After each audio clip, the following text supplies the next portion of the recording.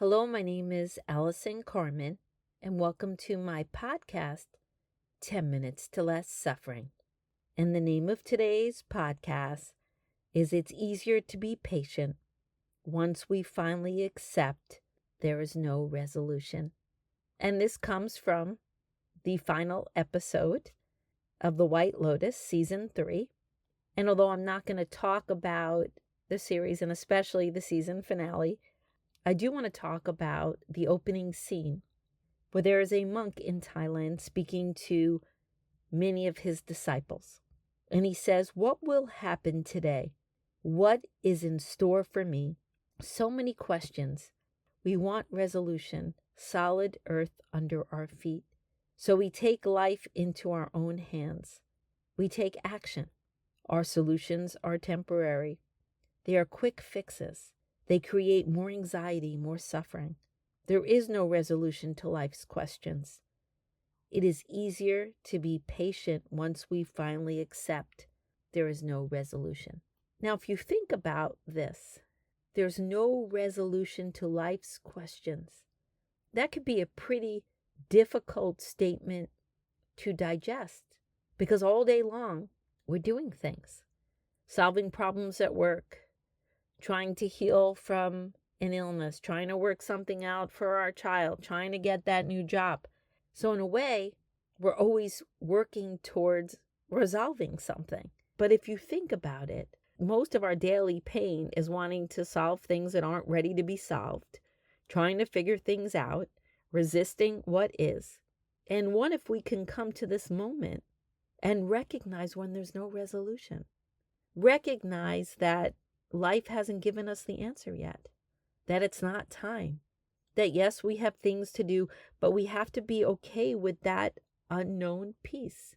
We have to have patience for what cannot be resolved. And yes, if we take it a step further, is anything ever fully resolved? Because the next moment, life brings us something new.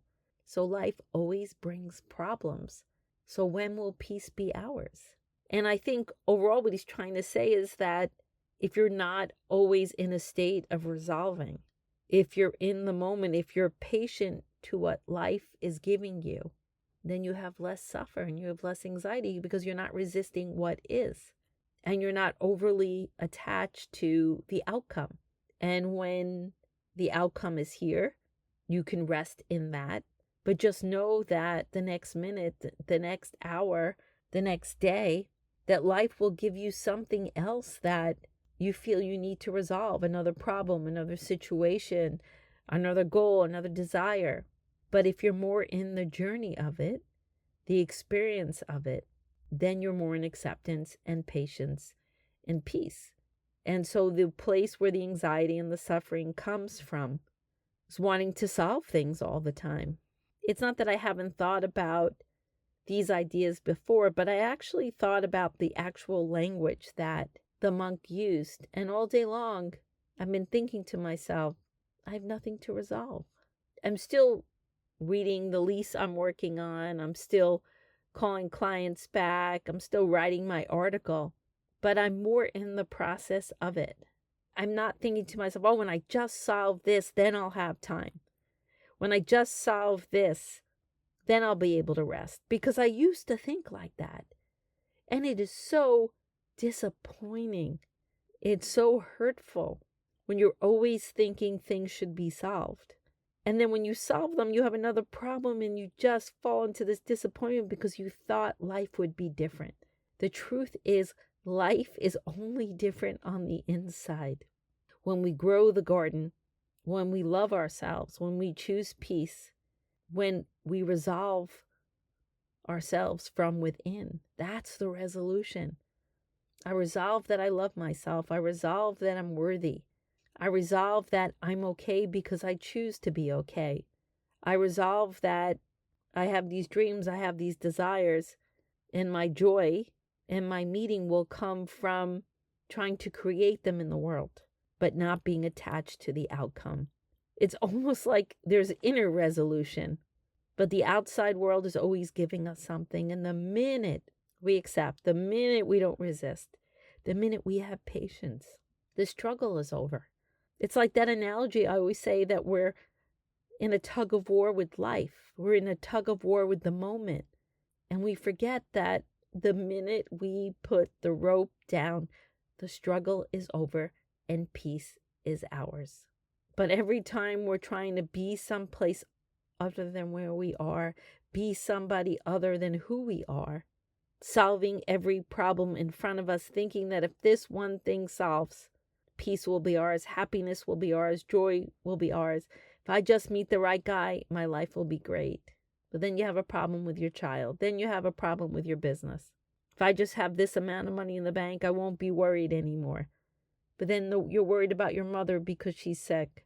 You're worried about a friendship. It just never ends. But if our perspective is different, we're not looking for it to end. We're just in the flow of life. Oh, this is what I'm facing right now. This is what I'm in. Parts of my life are very joyful, and parts of my life are in a different cycle, a different experience. Think about it. If life is about experiences instead of resolutions, then you could be present, then you could be in it, then you could be non-attached to the outcome.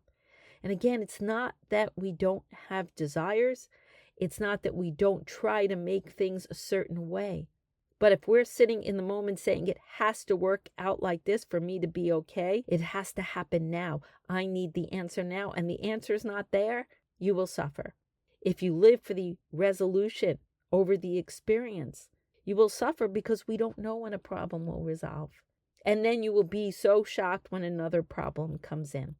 So again, it's just about patience and presence and acceptance and non-resistance, and keeping all our resolutions, the things we know within ourselves, keep them clear and let the outside world be. We do our best and then we let it go. We accept and we're patient. We're patient for life to show us the way. We're patient for life to unfold. We're not arguing with what is. Instead, we're at peace. We're still acting in the world. We're trying to create in the world. But it's lighter. It's not as intense. It's not desperate. It's patient. It's not screaming. It's not yelling. It's flowing. It's knowing there are many ways to be okay. There are many ways for things to resolve. And there are certain things that maybe we can't accept. Things we don't like. But we could at least still admit they're happening. We could accept that they are. And maybe we will be impatient for resolution. Maybe we're going to try really hard every day to solve it, and that's okay too. It's just we have to recognize that we'll have some anxiety, we'll have some stress, and it's our choice. So the point is to do your best. Where can you accept that there's not a resolution in the moment? Where could you find peace? Where could you find patience? And maybe over time we just broaden that space within us.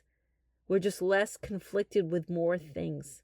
It's not about perfection. It's not about never feeling stressed or anxious. And it's not about certain things in your life that you need them to be a certain way. Because you choose that. It's all okay. It's just really about how could you find more joy? How can you suffer less? And it's true. The less you look for resolution, the more you accept life the way it is, the more patience you have, the more at ease you'll be. So where can you find this in your life? What places can you feel okay with this? And for me, the last couple of days, I've been really able to do it with work. I might not be as peaceful about a situation with my child or my mom not feeling well, but I could still think about this mindset. I could keep trying to solve things, but I could also look, where is life bringing me in this moment? What's happening in this moment? How could I not resist it and still try to solve an issue I'm having? So it's all an ebb and flow. It's all doing the best we can to be present, to live life, to embrace joy, to solve problems when you can and accept when you can't, but to resolve things within yourself, again, for self-love, self-acceptance, your dreams, your goals, and knowing you have a right to be here, and also knowing that maybe the best is yet to come.